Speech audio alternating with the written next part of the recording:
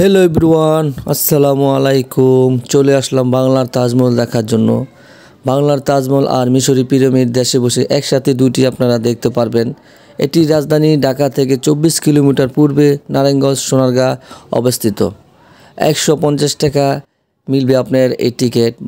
5 বছর নিচের বাচ্চাদের কোনো টাকা লাগে না। আপনারা একসাথে দেখতে পাবেন এই বাংলার তাজমহল আর মিশরি পিরামিড। এই তাজমহল চারদিকে নানা রকম বৃক্ষ, ফুল গাছ এবং পানি ফোয়ারা দেওয়া আছে। অপরূপ সৌন্দর্য এই তাজমহল। সম্রাট শাহজাহান ভালোবাসা আগ্রা তাজমহল তৈরি করেছিলেন তার স্ত্রী মমতাজের স্মৃতি ধরে রাখতে। সেম এরকম একটি তাজমহল তৈরি করেছিল বাংলাদেশের বিখ্যাত সিনেমা নির্মাতা শিল্পপতি আহসানুল্লাহ মনি।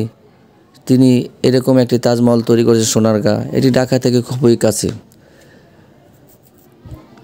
18 বিঘার উপরে আরেকটি স্থাপনা তৈরি করেছে, যেটি মিশরি পিরামিড। আপনারা আসতে পারবেন।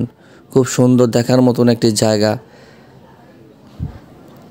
সবাই ভালো থাকবেন। ভিডিওটি ভালো লাগলে একটু লাইক কমেন্ট করে শেয়ার করবেন।